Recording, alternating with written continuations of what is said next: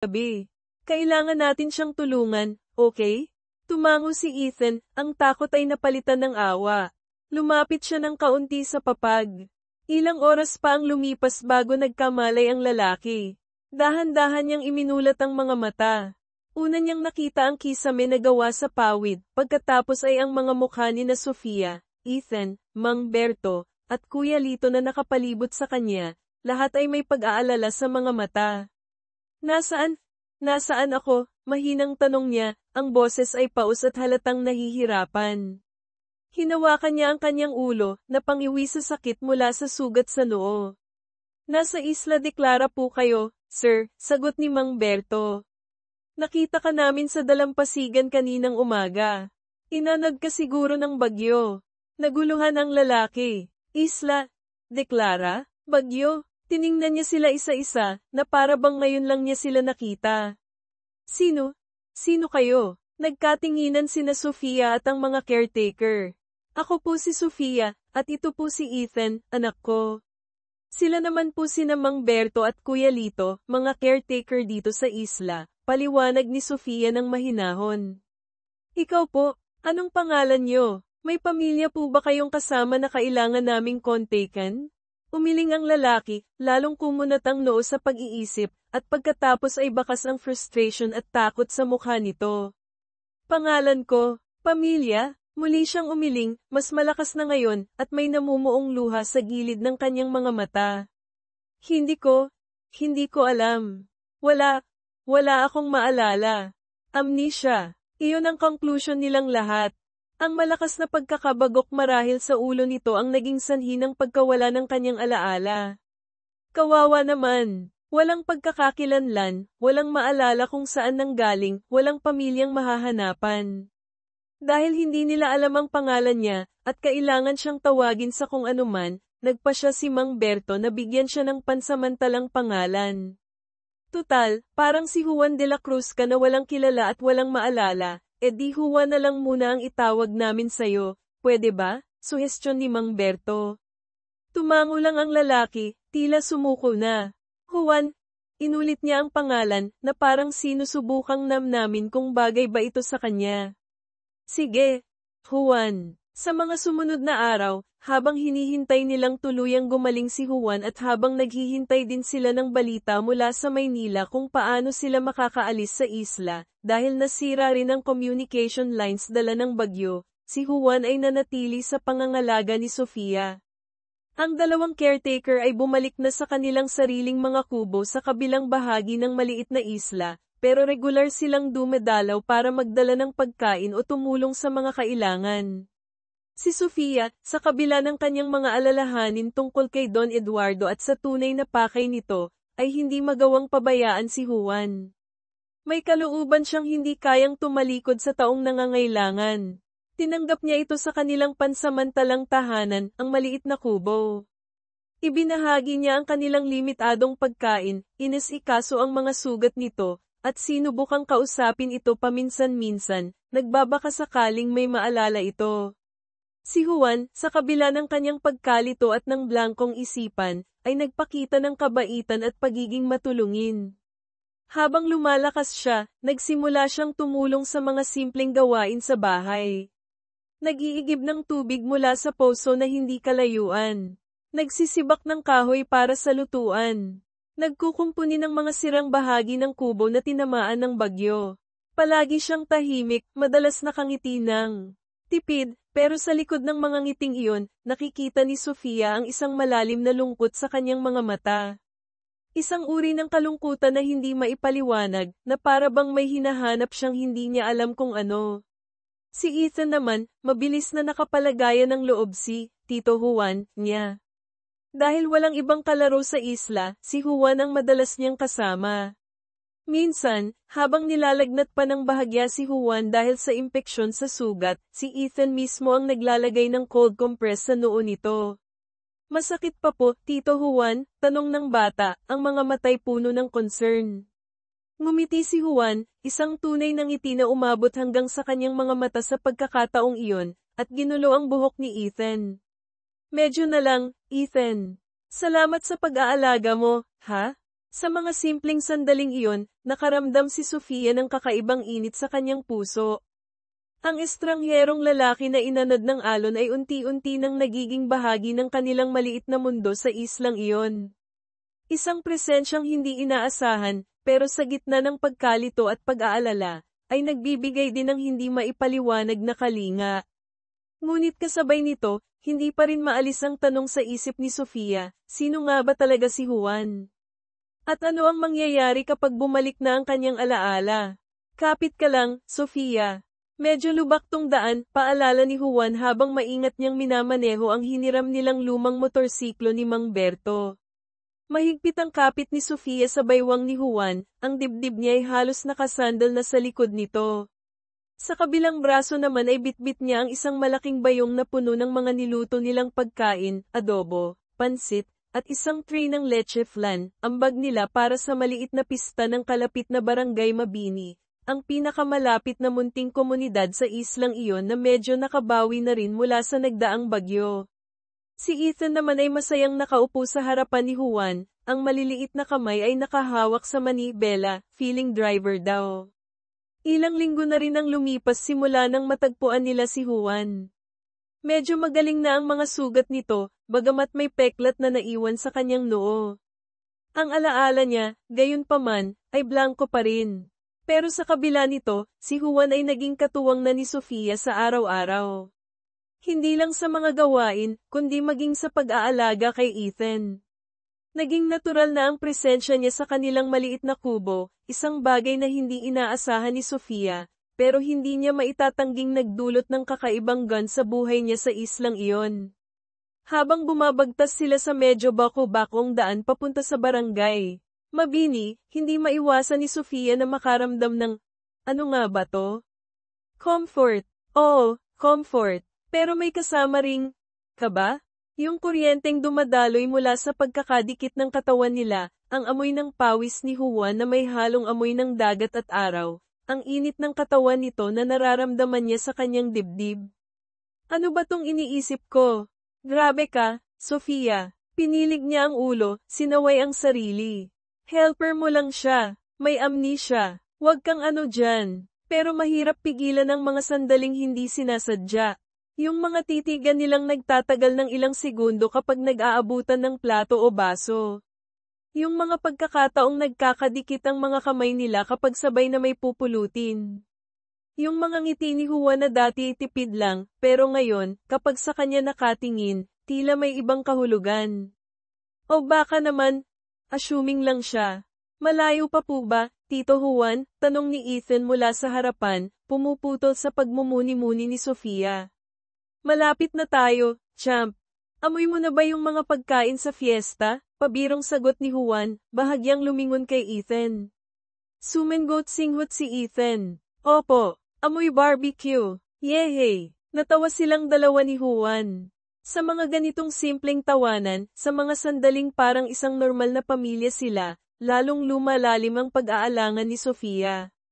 Natatakot siyang masanay. Natatakot siyang umasa. Natatakot siyang mahulog? Imposible. Pagdating nila sa barangay Mabini, agad silang sinalubong ng ingay at sigla ng pista.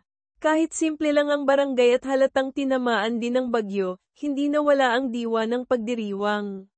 May mga makukulay na banderitas na nakasabit sa mga poste, may tugtog ng banda mula sa isang lumang speaker, may mga nagkalat na tindahan ng mga laruan, lobo, at syempre, mga pagkain. Ang amoy ng inihaw na baboy at manok ay nangingibabaw sa hangin. Wow! Ang saya dito, Mommy, bulalas ni Ethan, agad bumaba ng motor at tumakbo papunta sa mga batang naglalaro ng habulan sa plaza. Ethan, dahan-dahan lang, sigaw ni Sofia, pero nakangiti. Nakakahawa ang saya ng bata. Hayaan mo na muna siya. Mukhang na-miss niya ang makipaglaro, sabi ni Juan, na ibinababa na ang bayong ng pagkain. May ngiti rin sa kanyang mga labi habang pinagmamasdan si Ethan. Dinala nila ang pagkain sa bahay ng kapitan ng barangay, na siyang nangunguna sa pagdiriwang. Mainit silang tinanggap nito, lalo na't nabalitaan na rin ng mga taga roon ang tungkol sa estrangherong may amnesia na napadpad sa kubo ni Sofia. Salamat sa ambag ninyo, Sofia, Juan, sabi ni Kapitan Tonyo. Tamang-tama, medyo nauubusan na kami ng pansit. Nako, itong si Juan, mukhang mas malakas pa sa kalabaw namin ah. Ang bilis gumaling, biro pa nito, tinapak-tapik sa balikat si Juan. Ngumiti lang si Juan. Salamat po sa tulong nyo lagi, Kap. Habang nagkakainan at nagkakamustahan ang mga tao, si Sofia at Juan ay naupo sa isang sulok ng plaza, pinagmamasdan ang kasiyahan. Si Ethan naman ay sumali na sa mga palaro sa stage na inorganisa ng mga sangguniang kabataan. Mukhang enjoy na enjoy si Ethan, puna ni Juan. Tumango si Sofia, may ngiti sa labi. Oo nga, first time niya makaranas ng ganitong fiesta. Sa Maynila kasi, puro mall lang kami. May bahid ng lungkot sa huling sinabi niya, isang paalala ng dati nilang buhay, ng mga responsibilidad na naghihintay sa kanya pagbalik nila, kung makakabalik pa nga sila agad. Wala pa ring balita mula kay Don Eduardo o sa mga tauhan nito. Masaya dito, sabi ni Juan, ang tingin ay nasa malayo, tila may hinahanap sa mga alaala na hindi niya mahanap. Pakiramdam ko, parang pamilyar ang ganitong kasiyahan. Yung mga tugtog, yung mga tao, napabuntong hininga siya. Siguro, dati, mahilig din ako sa fiesta. Naawa si Sofia. Hinawakan niya ang braso nito nang hindi namamalayan. Sigurado ako, Juan. At sigurado rin ako, may nag-aalala at naghahanap na sayo ngayon. Napatingin si Juan sa kamay ni Sofia na nasa braso niya, pagkatapos ay sa mga mata ni Sofia. Nagtagalang titigan nila. Sa pagkakataong iyon, walang ibang tao sa paligid nila, tanging sila lang dalawa ang nag-uusap sa pamamagitan ng mga matang puno ng mga tanong na hindi masabi ng bibig. Naramdaman ni Sofia ang init na umakyat sa kanyang pisngi. Grabe, Sofia, umayos ka nga. Mabilis niyang binawi ang kanyang kamay, napaiwas ng tingin, at biglang napatuon ang pansin sa hawak niyang baso ng soft drink na halos wala ng laman. Si Juan naman, tila nagising din sa pagkakatulala. Umubo siya ng bahagya, at tumingin din sa ibang direksyon.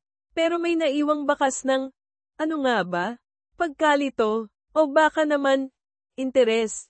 Hindi masabi ni Sofia. Ang awkward ng atmosphere, grabe. Kukuha lang ako ng tubig, sabi ni Sofia, tumayo agad para lang makalayo sandali, para mahimasmasan. Sige, mahinang sagot ni Juan, hindi tumitingin sa kanya. Habang papunta si Sofia sa water station, hindi niya mapigil ang hawakan ng dibdib niya. Ang lakas ng kabog. Ano ba tong nararamdaman ko? Nababaliw ka na ba, Sofia? Kakakilala niyo lang. At may amnesia pa siya. Hindi mo alam kung sino siya talaga. Pero kahit anong saway niya sa sarili, hindi niya maalis ang imahe ng mga mata ni Juan kanina. Yung paraan ng pagtitig nito na parang may nakikita itong kakaiba sa kanya. Sakto namang pagsapit ng dilim, nagsimula na ang programa sa stage. May mga nagsayawan, may kumanta, at syempre, ang pinakahihintay ng mga bata, ang mga palaro na may premyo. Tuwang-tuwa si Ethan na sumali sa pahabaan ng pag-hep-hep hooray. Kitang-kita ni Sofia mula sa kinatatayuan niya kung gaano kasigla ang anak. Napangiti siya. Kahit papaano, sa kabila ng mga nangyari, nagiging masaya naman si Ethan dito. Maya-maya, tinawag ang mga bata para sa isang singing contest. Medyo nahihiya pa si Ethan nung una, pero sa pangungumbinsi ng mga bagong kalaro, umakyat din ito sa stage. Nang tanungin siya ng MC kung anong kakantahin niya, buong ningning itong sumagot, Bahay Kubo po. Natawa ang mga tao. Pinalakpakan nila si Ethan. At kumanta nga ito, medyo sintanada sa umpisa, pero puno ng kumpiyansa. Habang kumakanta, palingalinga ito sa audience, hinahanap sila ni Sofia. Nang makita sila, kumaway ito. At pagkatapos, sa kalagitnaan ng kanta, bigla itong sumigaw sa mikropono, hindi kasama sa lyrics, Tatay Juan, halika po rito. Natigilan ang lahat, pati si Sofia, nanigas sa kinatatayuan. Tatay Juan, saan nakuha ni Ethan yun? Hindi niya kailanman tinawag na tatay si Juan. Tito Juan lang ang tawag niya dito. Nakita niyang napatingin din ang mga tao kay Juan, nakatabi niya lang. Si Juan, halatang nagulat din. Bahagyang namula ang mukha nito, napakamot sa batok, at hindi alam ang gagawin. Ngumiti lang ito ng alanganin at kumaway pabalik kay Ethan. Naramdaman ni Sofia na parang gusto niyang mahimatay sa hiya at kaba. Ano na lang ang iisipin ng mga tao? Na mag-asawa sila? Na si Juan ang ama ni Ethan? Mabilis siyang umiling sa sarili. Hindi. Bata lang si Ethan. Baka nadulas lang. O baka nakikita niya si Juan bilang isang father figure. That thought scared her even more. Masyado nang nagiging attached si Ethan. Masyado na silang nagiging pamilya. Pagkatapos ng kanta ni Ethan na nanalo ng consolation prize na isang malaking lollipop, nagsimula ng magpaputok ng fireworks ang barangay bilang hudyat ng pagtatapos ng fiesta. Ang mga makukulay na ilaw ay sumabog sa madilim na kalangitan, lumilikha ng magagandang hugis at liwanag. Wow! Fireworks, sigaw ni Ethan, tumatakbo palapit sa kanila ni Juan, ang matay nakatutok. Sa langit. Ang ganda, no? Sabi ni Juan, ginulo ang buhok ni Ethan. Nakitang mas maganda ang view sa medyo gilid ng plaza, kung saan hindi masyadong matao at walang mga puno na nakaharang, nag-aya si Juan. Tara, doon tayo sa may gilid. Mas klaro doon. Sumunod si Sofia, buhat-buhat pa rin ang pinaghalong hiya at kaba dahil sa Tatay Juan incident kanina. Si Ethan naman ay nauna nang tumakbo papunta sa lugar na tinuro ni Juan. Nang makarating sila doon, sa isang medyo madilim na sulok ng plaza, kung saan ang tanging liwanag lang ay nanggagaling sa mga sumasabog na paputok sa itaas, tumayo silang tatlo, nakatingala. Ang bawat pagsabog ng kulay sa langit ay nagbibigay ng panandaliang liwanag sa kanilang mga mukha. Si Ethan, sa sobrang excitement, ay pumalakpak pa sa bawat malakas na putok. Si Sofia naman, kahit namamangha sa ganda ng fireworks, ay hindi mapakali. Ramdam niya ang presensya ni Juan sa tabi niya, ang init na nagmumula dito. Nakatingala rin ito, pero paminsan-minsan, nahuhuli niya itong sumusulyap sa kanya. Ang ganda pala ng fireworks kapag malapitan, no? Basag ni Sofia sa katahimikan sa pagitan nilang dalawa, habang si Ethan ay abala pa rin sa paghanga. Tumango si Juan, ang mga matay nakatuon pa rin sa langit, pero ang ngiti sa labi ay tila para kay Sofia. Oo, parang magic, muling katahimikan. Tanging ang mga malalakas na pagsabog mula sa itaas at ang hiyawan ng mga tao sa di kalayuan ang maririnig. Hanggang sa isang partikular na malaki at makinang na fireworks ang sumabog, isang hugis pusong kulay pula. Sakto sa sandaling iyon, dahan-daang lumingon si Juan kay Sofia. Ang mga mata nito, sa panandaliang liwanag ng pulang paputok, ay tila nangungusap. May pag-aalinlangan, may tanong, pero higit sa lahat, may hindi maipaliwanag na emosyon na ngayon lang nakita ni Sofia. Hindi niya alam kung bakit, pero hindi siya nakaiwas ng tingin. Para siyang na-hypnotize sa mga matang iyon. Ang puso niya'y kumakaripas na naman ng takbo. At pagkatapos, dahan-dahan, marahan, lumapit ang mukha ni Juan sa kanya. Nakita niya ang paglunok nito, ang bahagyang panginginig ng labi nito. Hindi siya umalis, hindi siya umatras, para siyang napako sa kinatatayuan. At sa ilalim ng kumukuti-kutitap na liwanag ng mga huling paputok, sa isang sulok ng maingay na plaza, sa gitna ng kasiyahan ng pista, ang mga labi ni Juan ay dumampi sa mga labi niya. Isang halik, hindi ito madiin, hindi mapusok. Marahan lang, magaan, isang simpleng paglapat ng mga labi.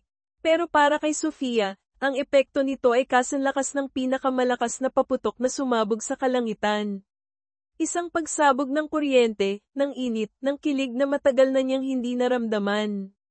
Napatigil ang mundo niya. Tanging ang init ng labi ni Juan at ang kabog ng sarili niyang dibdib ang kanyang nararamdaman. Tumagal lang ito ng ilang segundo. Siya ang unang umiwas, bahagyang itinulak palayo si Juan, gulat at naguguluhan. Juan, mahina lang ang pagkakasabi niya, halos pabulong.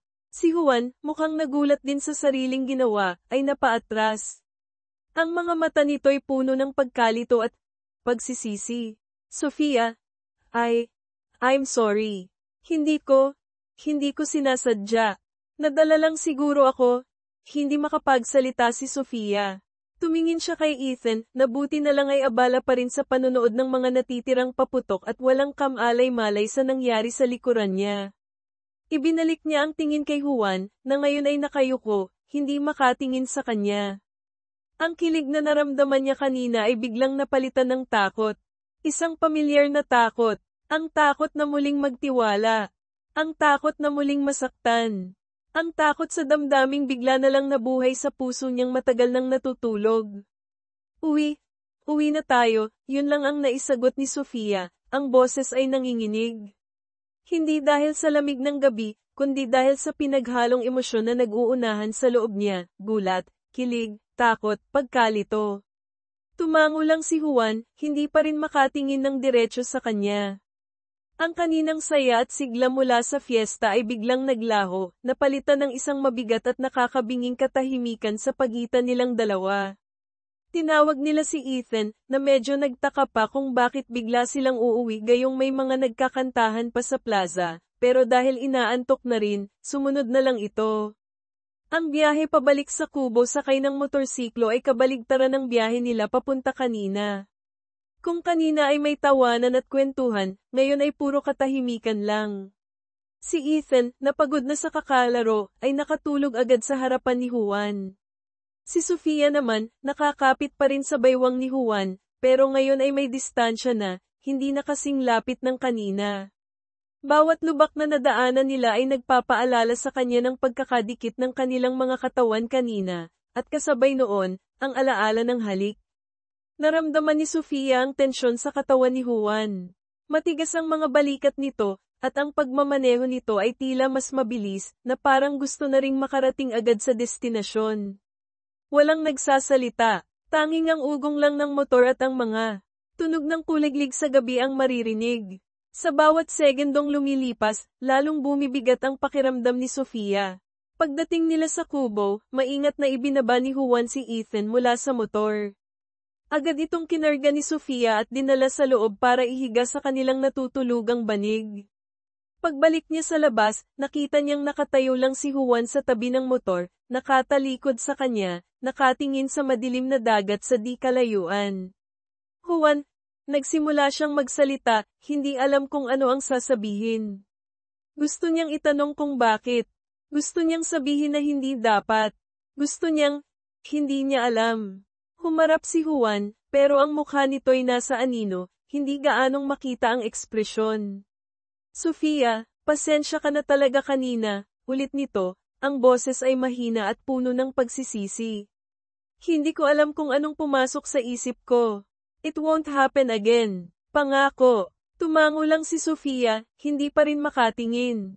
Sige, magpahinga ka na. Hindi na naghintay ng sagot si Juan. Kinuha nito ang isang manipis na kumot at unan mula sa loob ng kubo at naglatag sa labas, sa may maliit na beranda.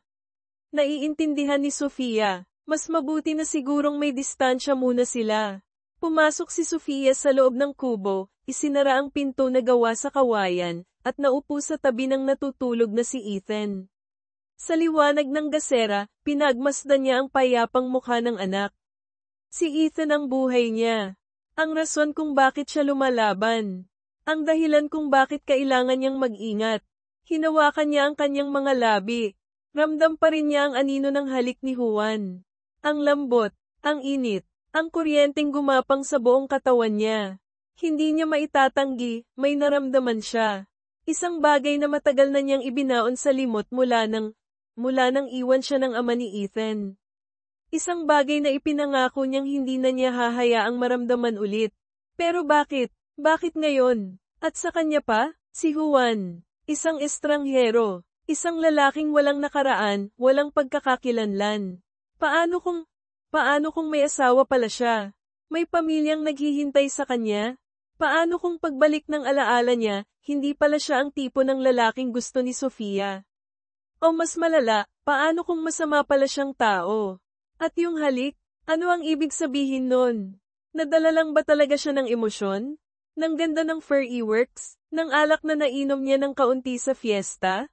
O mayroon ba talagang something? Napailing siya. Ang tanga mo, Sofia. Assuming ka na naman. Pero hindi niya mapigil ang isipin ang mga titig nito, ang mga ngiti, ang pagiging maalaga nito hindi lang sa kanya, kundi lalo na kay Ethan.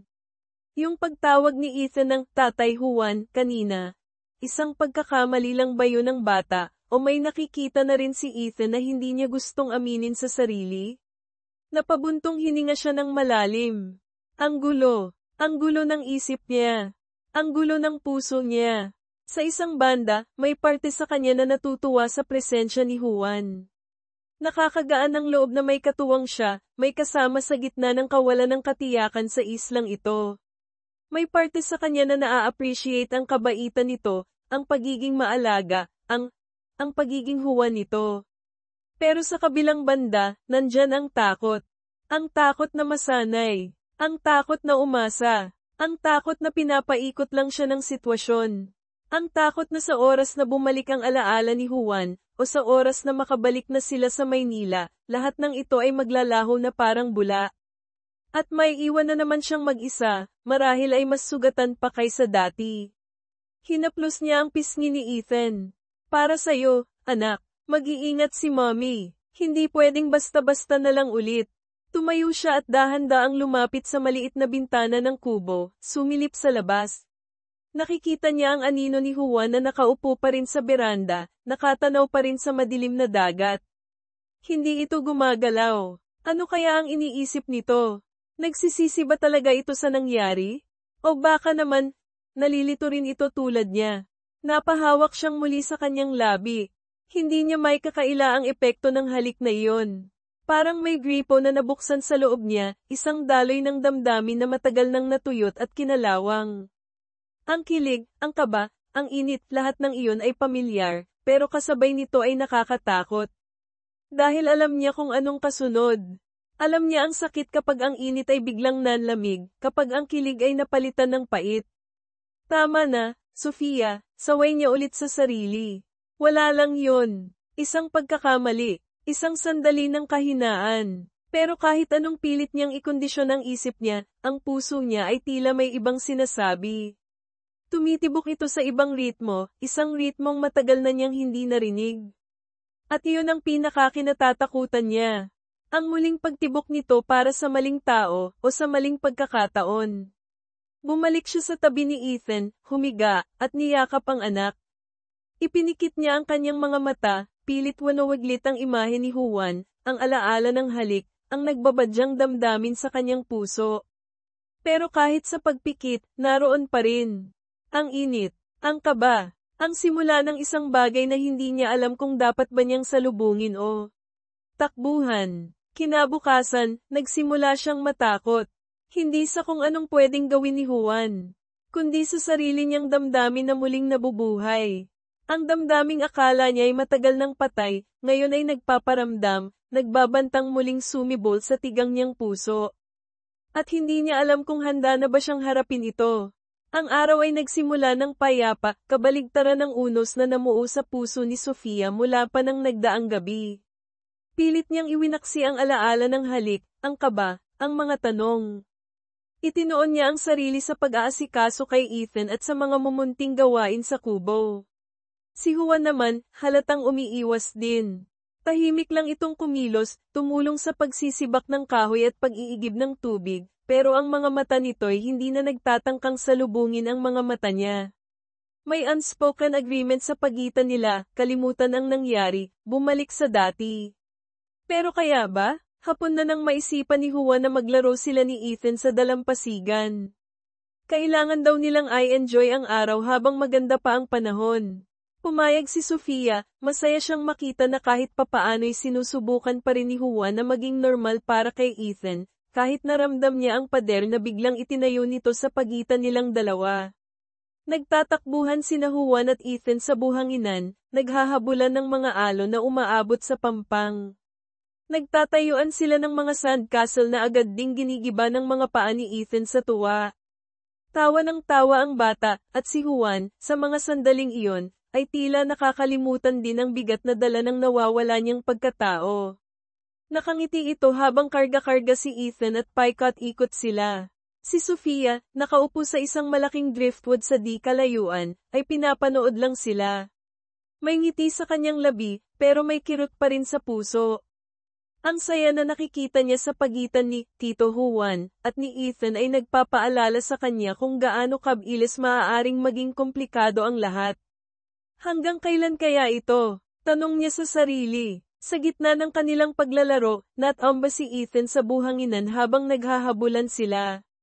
Hindi naman ito nasaktan, bagkus ay humalakhak pa ito ng malakas. Lumapit si Juan para tulungan itong tumayo. Okay ka lang, champ? Tanong ni Juan, nakangiti pa rin, habang pinapagpegan ang buhangin sa damit ni Ethan. Okay lang po, Tito Juan. Ang saya, sagot ni Ethan, humahajijat pa. Pagkatapos, sa kanyang pagiging inosente, bigla itong nagtanong, tinitingnan ng peklat sa noo ni Juan. Tito Juan, bakit po kayo nagkasugat dyan? Nahulog din po ba kayo? Ang simpleng tanong ng bata. Isang tanong na walang mali siya. Pero para kay Juan, ang mga salitang nahulog at sugat ay tila mga susing nagbukas ng isang nakakandadong pinto sa kanyang isipan.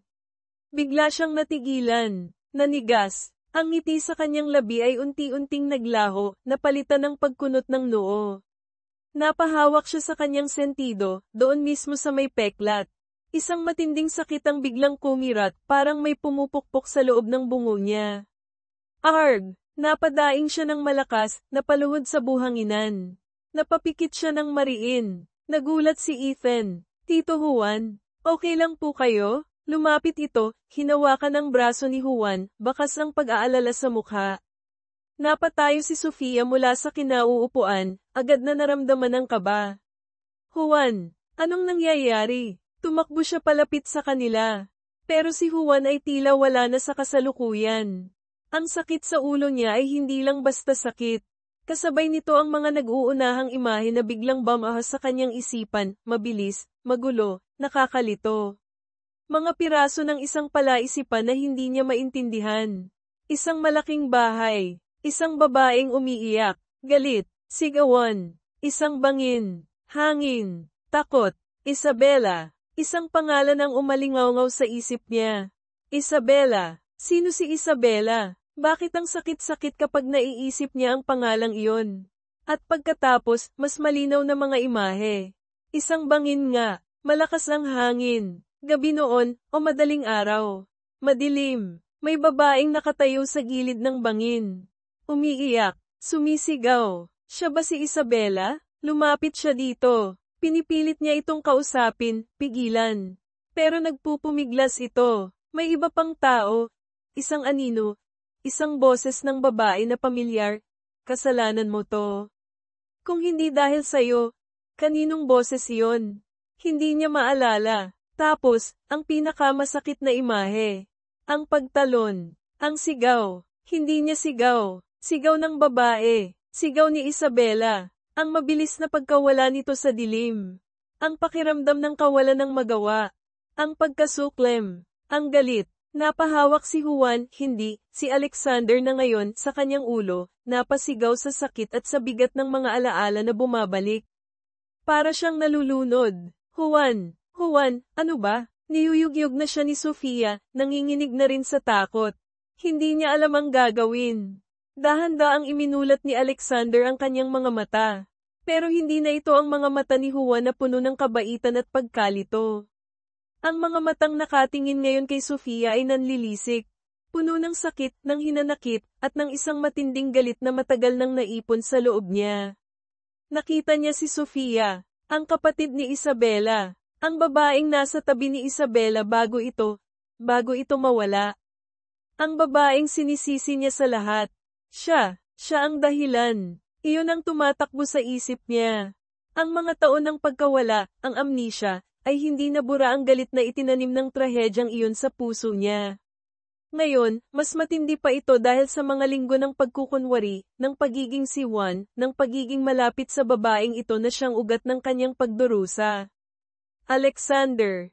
Nasabi niya ang sariling pangalan, hindi bilang tanong, kundi bilang kumpirmasyon. Ang boses niya, hindi na boses ni Juan.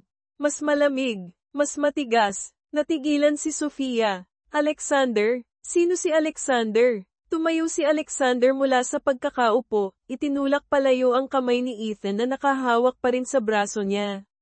Napaurong si Ethan, natakot sa biglang pagbabago ng Tito Juan niya. Humarap si Alexander kay Sofia, ang mga matay parang mga punyal na tumutusok sa kanya. Ikaw, simula niya, ang boses ay nanginginig sa pinipigil na galit. Ikaw ang may kasalanan ng lahat. Napakunot ang noo ni Sofia. Hindi niya maintindihan. Anong sinasabi mo, Juan? Anong kasalanan? Huwag mo akong tawaging Juan, sigaw niya, na ikinagulat lalo ni Sofia at ikinaiyak na ni Ethan. Ako si Alexander, Alexander Velarde. At ikaw, dinuro niya si Sofia, ikaw ang dahilan kung bakit nawala si Isabela. Kung bakit nasira ang buhay ko. Parang binuhusan ng malamig na tubig si Sofia. Ang pangalang Velarde. Ang pangalan ni Don Eduardo. Si Juan ay si Alexander Velarde. Ang nawawalang anak ni Don Eduardo. At si Isabela, ang kapatid niya, ang dating fiancé ni Alexander.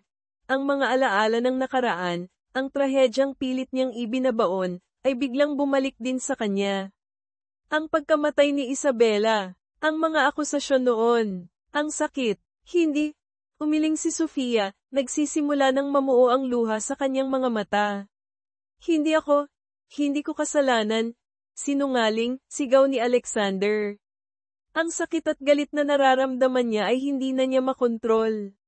Nandoon ka, nakita kita, hinayaan mo siyang tumalon, baka nga itinulak mo pa siya? Hindi totoo yan, sigaw pabalik ni Sofia, nasasaktan sa mga akusasyon. Mahal ko ang kapatid ko. Bakit ko gagawin yon? Dahil inggit ka. Dahil gusto mo ako. Nakita ko kung paano ka tumingin sa akin noon pa man, sambat ni Alexander, ang mga salita'y puno ng kamandag, mga salitang dala ng kanyang sariling pagkalito at sakit noong mga panahong iyon. Napatikip ng bibig si Sofia, hindi makapaniwala sa naririnig. Ang lalaking kahalikan niya lang kagabi, ang lalaking tinuring na Tatay Juan ng anak niya, ay siya palang Alexander Velarde na puno ng galit at pagkamuhi sa kanya. Ang lahat ng kabaitan, ang lahat ng pag-aalaga, ang lahat ng mga sandaling nagsimula ng magpatibok ulit sa puso niya, lahat ay kasinungalingan lang pala? O isang produkto lang ng amnesia? Ang sakit, grabe ang sakit, para siyang pinagtaksilan ng paulit-ulit. Tumingin si Alexander kay Ethan, na umiiyak na sa isang tabi, takot na takot sa sigawan nila. Nakita niya ang mukha ng bata.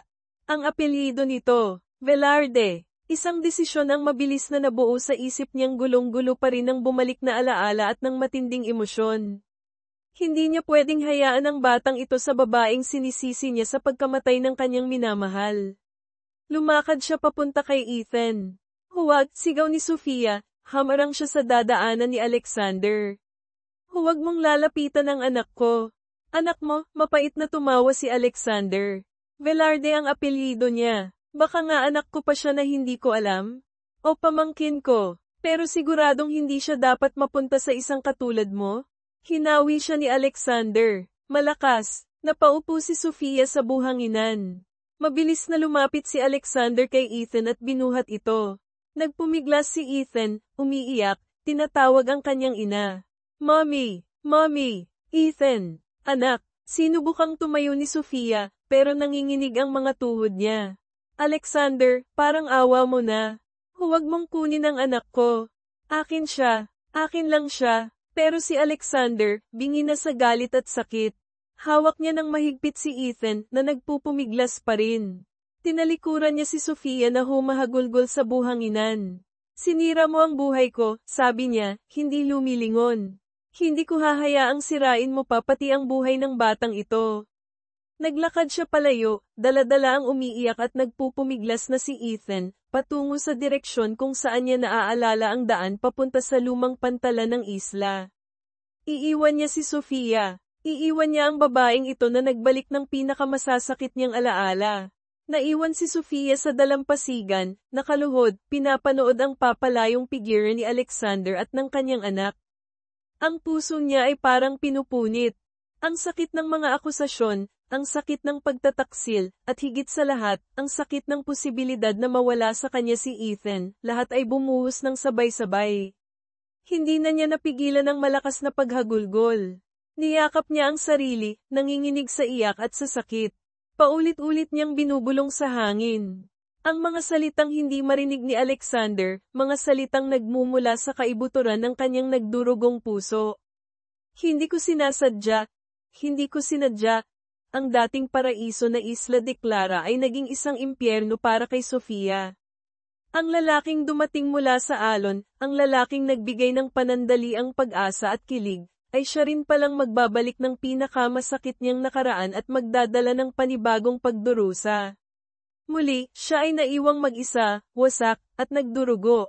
Ang mga paa ni Alexander ay parang may sariling isip na naglakad palayo, papalayo sa babaeng sumisira di umano sa kanyang mundo, papalayo sa dalampasigang pinangyarihan ng pagbabalik ng kanyang masakit na alaala. Mahigpit ang hawak niya kay Ethan, na patuloy pa rin sa pag-iyak at pagpupumiglas.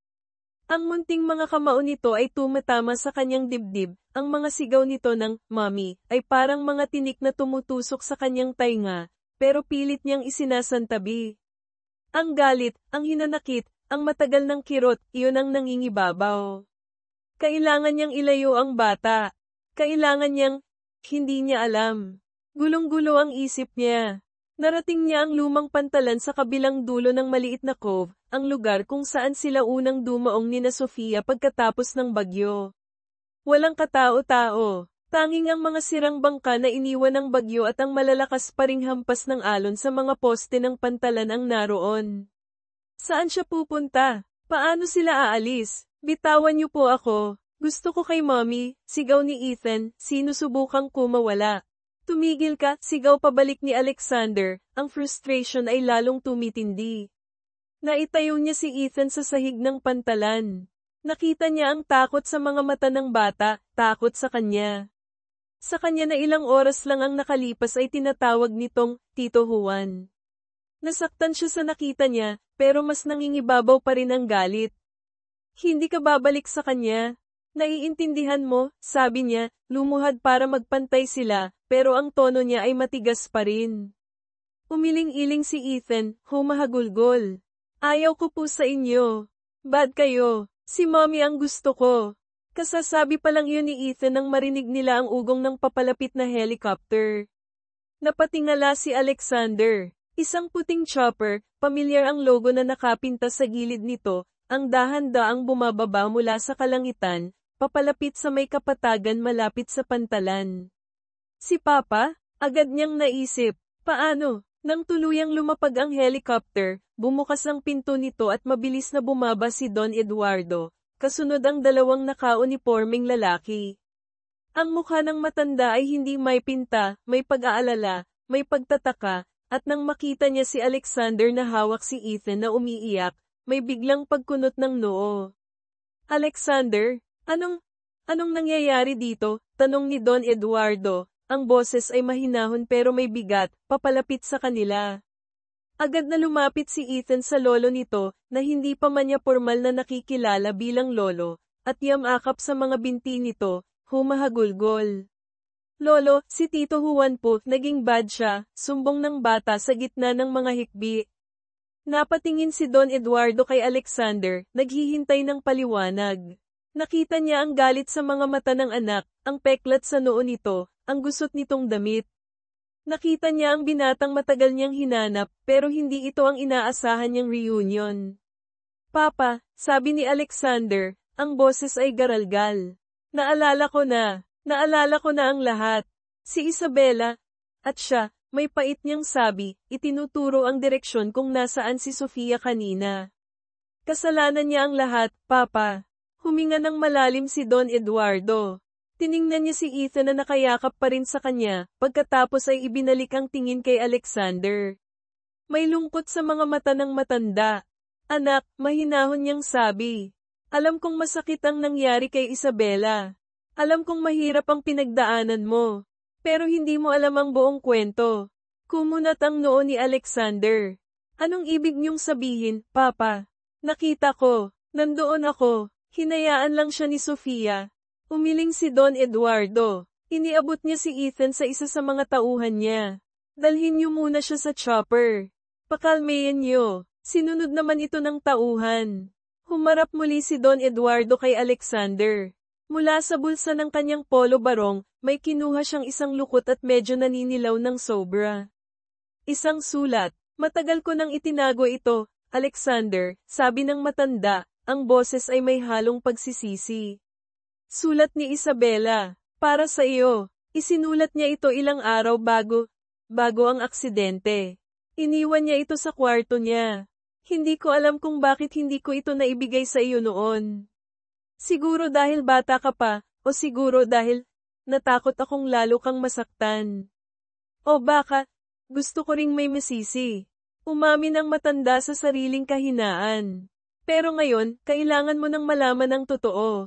Iniabot ni Don Eduardo ang sulat kay Alexander. Nag-aalangan pa itong kunin ni Alexander. Tinitigan niya ang sulat, pagkatapos ay ang kanyang ama. Anong katotohanan ang sinasabi nito? Sa huli, kinuha niya ang sulat. Nanginginig ang mga kamay niya habang binubuksan ang sobra. Ang pamilyar na sulat kamay ni Isabela ang tumambad sa kanya.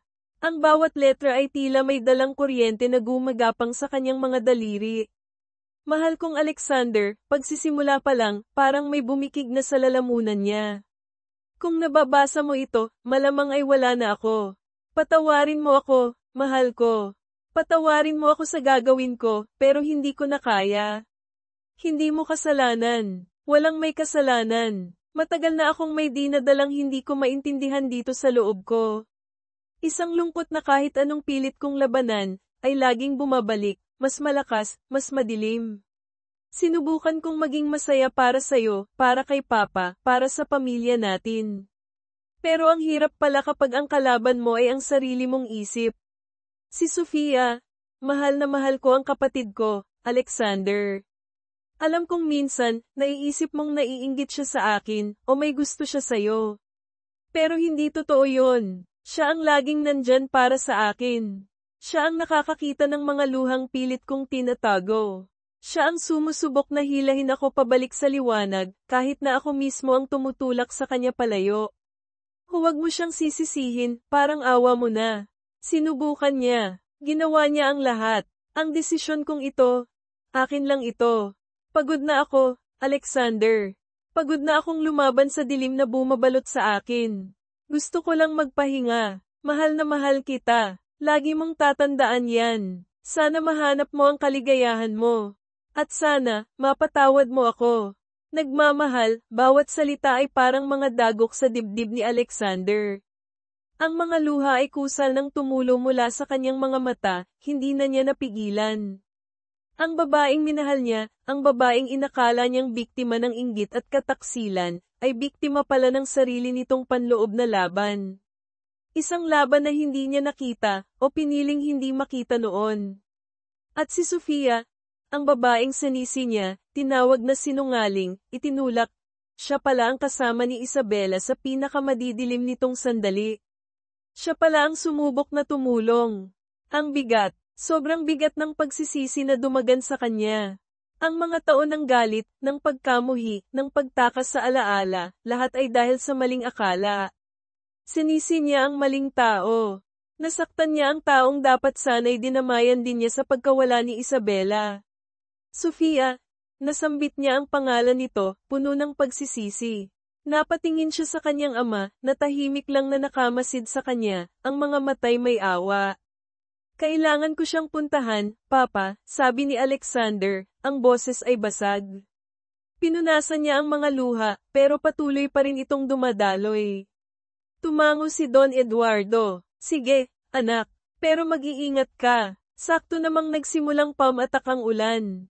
Hindi malakas na bagyo tulad ng dati, pero isang malamig at tuloy-tuloy na ulan, na para bang nakikidalamhati o naghuhugas ng mga kasalanan. Hindi na nag-aksaya ng panahon si Alexander. Tumakbo siya palayo sa pantalan, pabalik sa gubat-gubat na daan patungo sa kubo ni Sofia. Ang ulan ay mabilis na nagpabasa sa kanya, ang putik ay kumakapit sa kanyang mga paa, pero hindi niya ito alintana. Ang tanging nasa isip niya ay si Sofia. Ang sakit na idinulot niya dito. Ang pangangailangan niyang humingi ng tawad. Habang tumatakbo siya sa gitna ng ulan, ang mga imahe ni Sofia ay naglalaro sa kanyang isipan. Hindi na ang Sofia na sinisisi niya, kundi ang Sofia na nag-alaga sa kanya bilang si Juan. Ang Sofia na may mabuting puso, na tumanggap sa kanya kahit estranghero siya. Ang Sofia na hinagkan niya sa ilalim ng Fairy Works. Ang Sofia na nasaktan niya ng sobra-sobra. Patawarin mo ako, Sofia. Patawarin mo ako. Paulit-ulit niyang dasal sa isip. Pagdating niya malapit sa kubo, natanong niya ito. Nakaupo sa basang buhanginan sa tapat ng dagat, sa mismong lugar kung saan niya ito iniwan kanina. Nakayakap ito sa sariling mga tuhod, ang mukha'y nakasubsob, ang balikat ay nanginginig pa rin sa pag-iyak. Basang-basa na rin ito ng ulan, pero tila hindi nito alintana ang lamig. Dahan-dahan siyang lumapit. Bawat hakbang ay pabigat ng pabigat, dala ng kahihiyan at pagsisisi. Nang nasa harapan na niya ito, hindi siya agad nagsalita. Pinagmasdan niya lang ito, ang babaeng sinaktan niya ng husto. Naramdaman marahil ni Sofia ang presensya niya. Dahan-dahan itong nag-angat ng mukha. Ang mga mata nito ay namumugto, pula, at puno ng sakit. Nang makita siya, walang emosyon itong tumingin, tila naubos na ang lahat ng galit at luha. Puro pagod at sakit na lang ang natira. Hindi na napigilan ni Alexander. Dahan-dahan siyang lumuhad sa basang buhanginan sa harapan ni Sofia. Ang ulan ay patuloy na bumubuhos sa kanilang dalawa. Sofia, simula niya, ang boses ay halos hindi na marinig dahil sa emosyon at sa patak ng ulan.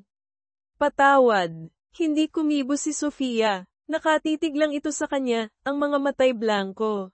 Patawarin mo ako sa lahat ng nasabi ko.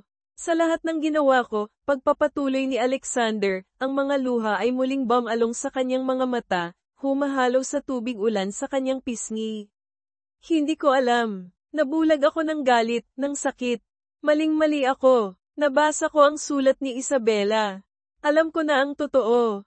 Hinawakan niya ang kamay ni Sofia, na malamig dahil sa ulan. Hindi ito pumiglas, pero hindi rin ito gumanti ng hawak. Sobrang pinagsisisihan ko, Sofia. Ang sakit na dinulot ko sa'yo.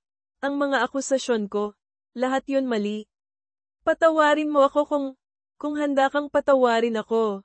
Mahabang katahimikan ang namagitan sa kanila.